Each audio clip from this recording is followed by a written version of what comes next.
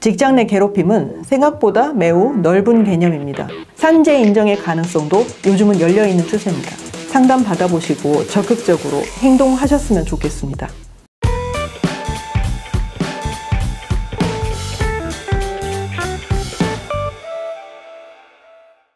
안녕하세요. 내편지수 최지수 변호사입니다.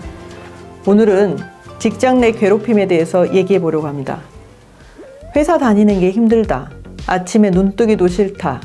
회사에 있는 여러 가지 문제 때문에 이렇게 고민하시는 분들 많으시죠? 직장 내 괴롭힘이 법적으로는 어떻게 처벌되는 걸까? 이런 걸 오늘 차근차근 얘기해 보려고 합니다. 직장 내 괴롭힘은 생각보다 매우 넓은 개념입니다. 폭언을 한다, 폭행을 한다 이런 건 성립하는 건 물론이고요. 직장 내 괴롭힘에서는 사실 이런 게 문제가 됩니다. 걱정해 주는 척 하면서 결혼은 언제 할래? 그 다음에 아유 네 엄마 힘들겠다. 그동안 너 키우려면 힘들었겠어. 이런 것도 다 해당이 됩니다. 직장 내 괴롭힘에서는 근데 뭘 고민하시게 되냐면 이런 걸 내가 문제 삼았을 때 내가 제대로 된 보호를 받지 못하고 아무런 조치가 취해지지 않은 채 나만 이상한 사람으로 평가받을 것, 이걸 걱정하시곤 합니다. 이렇게 괴롭힘을 당하신 분들은 계속 참기가 힘들기 때문에 병가나 질병휴직 이런 식으로 좀 길게 하시는 분들이 꽤 많거든요. 그러면 그 질병휴직과 병가에 대한 것을 다음 취직할 때 이력서 낼 때 뭐라고 설명하실 겁니까? 동종업계로 이직하려고 하는데 그렇게 직장 내 괴롭힘으로 인정됐다. 딱 이런 게 없으면 회사에서 쟤는 인간관계가 안 좋았대. 이렇게 되고 말아요. 그러면 내가 피해자가 아니라 마치 내가 이상한 사람이 돼가지고 평판이라는 게 나빠지는 겁니다. 또 직장 내 괴롭힘과 함께 요즘 특이하게 좀 제가 하고 있는 거는 업무방해예요. 직장 내 괴롭힘은 아래 지위고하를 막론하지 않고 우위에 있는 사람이 열세에 있는 사람을 괴롭혔을 때 성립하는 거예요. 부하 직원이 나이가 더 많다. 부하 직원을 따르는 사람이 더 많다. 무리가 형성돼 있다. 여러 가지 이유로 더 우위에 있을 수가 있는 거예요. 그래서 그런 사람들이 저 상사 말을 듣지 말자고 연판장을 돌렸어요. 이거를 지금 업무방해 이런 쪽으로 가고 있습니다.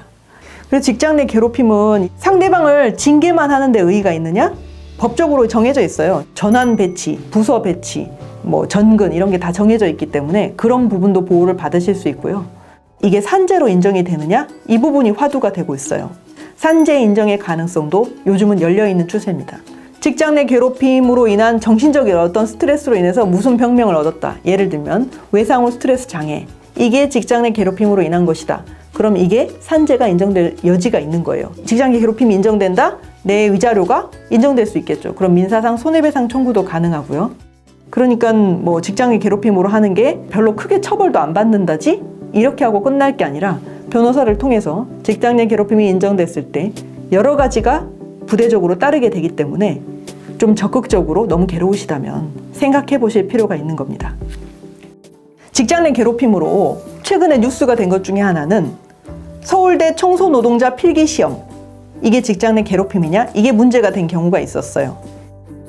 청소노동자는 청소와 자기 업무에 관련성 있는 일을 잘하면 되죠. 근데 업무상 관련이 없는 필기시험, 복장 품평 이걸 했어요. 이거는 왜 직장 내 괴롭힘이냐? 제가 봤을 땐 이래요. 해고를 위해서 이런 걸 시험을 봐가지고 스트레스를 줬다는 겁니다. 그런 면에서 직장 내 괴롭힘이 또 되기도 한다는 거예요. 직장 내 괴롭힘은 너무 오랜 기간 자기가 한 사람한테 또는 여러 사람한테 당하고 있는 입장이기 때문에 괴롭긴 한데 이게 문제가 될지 모르겠다. 이런 경우가 많거든요. 이건 좀 이상한데 견디기 힘들다. 그건 객관적으로 변호사 눈에 봤을 땐 직장 내 괴롭힘이 맞다. 이런 경우가 상당히 있을 수 있는 거예요. 너무 괴로우시다면 상담 받아보시고 적극적으로 행동하셨으면 좋겠습니다. 지금 직장 내 괴롭힘을 당하고 계신 분들, 그 다음에 내일 회사 가기 싫다. 저 사람만 없으면은 일 잘할 수 있을 것 같은데 이런 괴로운 마음 가지신 분들, 변호사가 꼭 어려운 존재만 아니거든요. 변호사의 상담을 통해서 그럼 이런 때는 어떻게 하시는 게 좋을 것 같아요. 법적인 대응이 꼭 아니더라도. 또 직장 내 괴롭힘도 신고해서 처벌을 원치 않는다고 할 수도 있거든요. 그럼 이 행동만 경각심만 주고서 끝날 수 있는 경우도 많이 있어요. 피해자의 선택에 따라서.